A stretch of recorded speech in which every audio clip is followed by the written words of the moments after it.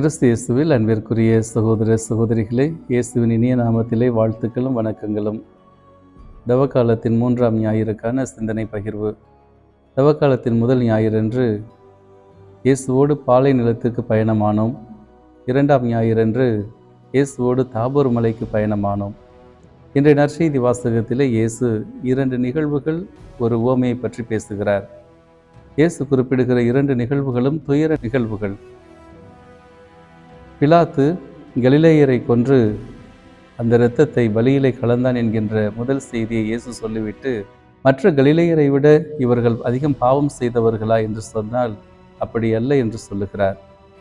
அது மட்டுமல்ல, சீலோவாமிலே கோபுரம் இடிந்து விழுந்து 18 பேர் இறந்து போனார்கள். அந்த செய்தியும் சொல்லிவிட்டு, மற்ற எல்லாவரையும் விட இந்த எருசலேமிலே இந்த மடிந்தவர்கள் பாவிகளா என்று கேட்டு அப்படி அல்ல என்று சொல்லுகிறார். ஆனால் அப்படி இல்லை என்று சொன்ன இயேசு, மனம் மாறாவிட்டால் நீங்களும் அவ்வாறே மடிவீர்கள், அழிவீர்கள் என்று சொல்லுகிறார். வழக்கமாக நம்முடைய உலகத்திலே, உலகப்போக்கிலே யாராவது ஒருவர் இவ்வாறாக இறக்கிறார்கள் என்றால், கொல்லப்பட்டோ அல்லது விபத்திலோ இறக்கிறார்கள் என்றால், அவர்கள் என்ன பாவம் செய்தார்களோ என்ற ஒரு பொது புத்தி, பொது கேள்வி நமக்கு எழும். ஆனால் இயேசு சொல்லுகிறார், அது பாவம் செய்ததனால் அல்ல என்று சொல்லி அதனை மறுக்கிறார். அது மட்டுமல்ல, நாம் மனம் மாறாவிட்டால் நாமும் அவ்வாறே மடிவோம் என்று எச்சரிக்கை கொடுக்கிறார். இயேசு இங்கு குறிப்பிடுவது உடல் சார்ந்த சாவை பற்றி அல்ல. உடல் சார்ந்த சாவை பற்றி இயேசு சொல்லியிருந்தால், இயேசுவே எருசலேமை நோக்கி செல்வது அவருடைய சாவை எதிர்கொள்வதற்காகத்தான். அவருடைய சாவை எதிர்நோக்கித்தான் அவர் எருசலேமுக்கு செல்கிறார். அது மட்டுமல்ல, எந்த பிலாத்து கலிலேயரை கொன்றானோ அவரே தான் இயேசுவுக்கான மரண தண்டனையும் கொடுக்க இருக்கிறான். ஆகவே இயேசு இங்கு குறிப்பிடுவது உடல் சார்ந்த சாவை அல்ல, ஆனால் அதையும் தாண்டி மிகவும் கொடுமையான ஆன்மீக சாவை பற்றி அவர் குறிப்பிடுகிறார். ஆகவேதான் ஒரு எச்சரிக்கை உணர்வை நம்மளே தட்டி எழுப்புகிறார். மனம் மாற வேண்டும் என்பதற்கான ஒரு எச்சரிக்கை உணர்வு.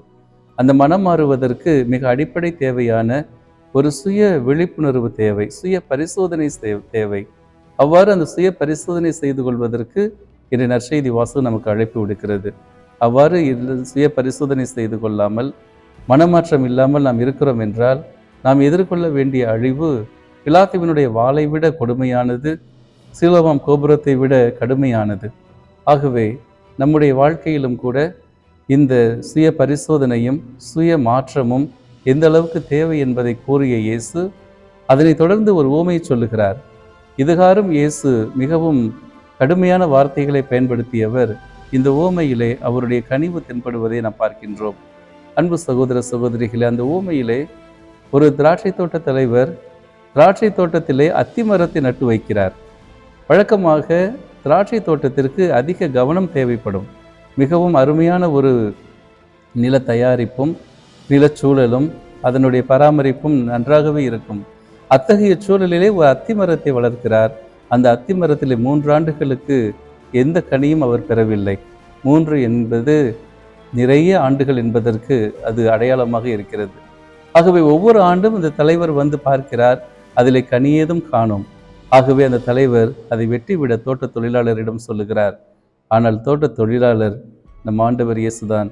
அவர் சொல்லுகிறார், இந்த ஆண்டும் வைத்து பார்ப்போம், நான் அதை கொத்தி எருவிடுவேன், அதனை பராமரிப்பேன், பிறகு பலன் கொடுத்தால் பார்ப்போம் என்று சொல்லுகிறார். அன்பு சகோதர சகோதரிகளே, எச்சரிக்கை உணர்வை நம்மளே தட்டி எழுப்ப வேண்டும் என்பதற்காக கடினமான உதாரணங்களை சொல்லி நம்மை எச்சரித்த இயேசு இறுதியிலே இந்த உவமையிலே நமக்காக பரிந்து பேசுகிறவராக இருக்கிறார். தோட்ட தலைவரிடம் தோட்ட தொழிலாளராகிய இயேசு பரிந்து பேசி நமக்கு மீண்டுமாக ஒரு வாய்ப்பை ஏற்படுத்தி கொடுக்கிறவராக இருக்கிறார். நாம் அழிவுறுவதிலே ஆண்டவருக்கு எல்லளவும் உடன்பாடு இல்லை. ஆகவே நாம் நலமோடு வாழ வேண்டும் என்பதற்காகத்தான் அவர் நமக்காக பரிந்து பேசுகிறார்.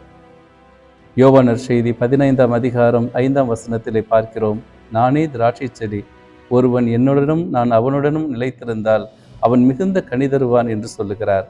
நாம் ஆண்டவரோடு இணைந்திருக்கிற பட்சத்திலே நம்முள்ளே கனி நிறைந்த வாழ்க்கை மிகுதியாகும். நான் என் ஆடுகள் வாழ்வு பெறும்படியாக வந்தேன், அதையும் மிகுதியாக பெறும்படியாக வந்தேன் என்று யோவான் நற்செய்தி 10ஆம் அதிகாரம் 10ஆம் வசனத்திலே சொல்லுகிறார். ஆகவே நாம் வாழ்வு பெற வேண்டும், அழிந்து விடக்கூடாது என்பதிலே நமக்கு இருக்கும் ஆர்வத்தை விட, அக்கறையை விட நம் ஆண்டவர் இன்னும் அக்கறை கொள்கிறார் என்பதை இந்த ஓமை பகுதி நமக்கு சுட்டி காட்டுகிறது. அன்பு சகோதர சகோதரிகளே, இந்த நற்செய்தியின் வழியாக, இந்த நிகழ்வுகள் மற்றும் ஓமை கதை வழியாக நம் ஆண்டவர் இயேசு நமக்கு நாம் ஒரு சுய பரிசோதனை செய்து கொண்டு மனமாற்றத்தை நோக்கி நடைபெறுகின்ற மக்களாக இருக்க வேண்டும் என்று அழைப்பு விடுக்கின்றார். ஒரு இளைஞன் இருந்தான். அவன் அந்த இளம் வயதிலே, வாலிப பருவத்திலே, 20 வயதிலே இந்த உலகை பார்க்கிறான். உலகை எங்கு பார்த்தாலும் தீமைகள், எங்கு பார்த்தாலும் அநீதிகள், அவற்றையெல்லாம் பார்க்கிற அவன் ஆண்டவரிடம் ஆசை கேட்கிறான். ஆண்டவரே, இந்த உலகத்தை மாற்றுவதற்கான ஆற்றலை எனக்கு தாரும் என்று ஜபிக்கிறான். 20 ஆண்டுகளாக ஜபித்துக் கொண்டிருக்கிறான். ஒரு மாற்றமும் இல்லை. அவனுக்கு அதற்கான ஆற்றலும் கிடைத்ததாக தெரியவில்லை. ஆகவே 40 வயதிலே தன்னுடைய ஜபத்தை மாற்றிக்கொள்கிறான். ஆண்டவரே, இனிமேல் என்னால் உலகத்தை மாற்ற முடியாது, குறைந்தபட்சம் என்னுடைய ஊரையாவது நான் மாற்ற வேண்டும், அதற்கான ஆற்றலை எனக்கு தாரும் என்று ஜபிக்கிறான். அந்த வரமும் அவனுக்கு கொடுக்கப்பட்டதாக தெரியவில்லை. பிறகு 60 வயதிலே ஜபத்தை மாற்றுகிறான். ஆண்டவரே, உலகத்தையோ ஊரையோ மாற்றுகிற ஆற்றல் எனக்கு தரப்படவில்லை, குறைந்தபட்சம் என்னுடைய குடும்பத்தையாவது நான் மாற்றுவதற்கு ஆசை தாரும் என்று கேட்கிறான். அதுவும் அவனுக்கு கொடுக்கப்பட்டதாக தெரியவில்லை. இறுதியாக 80 வயதிலே, தள்ளாத வயதிலே அவன் ஆண்டவரிடம் கேட்கிறான். ஆண்டவரே, உலகத்தை மாற்றுவதற்கு முன்பாக, ஊரை மாற்றுவதற்கு முன்பாக, குடும்பத்தை மாற்றுவதற்கு முன்பாக என்னையே நான் மாற்றிக்கொள்ள எனக்கு ஆற்றல் தாரும், எனக்கு வரம் தாரும் என்று கேட்கிறான். அந்த வரம் உடனடியாக அவனுக்கு கொடுக்கப்படுகிறது. அன்பு சகோதர சகோதரிகளே, இன்றைய நற்செய்தி வாசகத்திலே, அந்த ஊமை கதையிலே அந்த தோட்ட தலைவர் சொல்லுகிறார், இந்த மரம், அத்தி மரம் ஏன் இடத்தை அடைத்து கொண்டிருக்க வேண்டும்? இது கனிதராமல் இருக்கிற பொழுது இடத்தை அடைத்து கொண்டிருக்கிற ஒரு மரமாக இருக்கிறதை அவர் சுட்டி காட்டுகிறார். நம்முடைய இருப்பு, நம்முடைய வாழ்வு வெறும் இடத்தை அடைத்து கொண்டிருக்கின்ற ஒரு மரத்தை போல, கனிகளற்ற அத்தி மரத்தை போல் இருந்து விடாமல், கனிதருகின்ற, மிகுந்த கனிதருகின்ற, பலன் கொடுக்கின்ற வாழ்வாக நாம் மாற்றி அதை இறைவனிடம் ஒப்படைக்க அழைக்கப்படுகிறோம். பாரதியார் ஒரு அருமையான பாடல் சொல்லுவார், நல்லதோர் வீணை செய்தே அதை நலங்கெட புழுதியில் எறிவதுண்டோ, வல்லமை தாராயோ இந்த மாநிலம் பயனுள்ள வாழ்வதற்கே, அல்லவை செய்குவையோ நிலச்சுமையென வாழ்குதல் புரிகுவையோ என்று கேட்கிறார். நிலச்சுமையென வாழ்வதற்கான வாழ்வல்ல கிறிஸ்தவ வாழ்வு. இந்த சாட்சிய வாழ்வு, கனிதரும் வாழ்வு, மிகுந்த கனிதரும் வாழ்வு. அவ்வாறு கனிதருவதற்கு நமக்கு அடிப்படையான தேவை மனமாற்றம். மனமாற்றத்திற்கு அடிப்படையான தேவை சுய பரிசோதனை.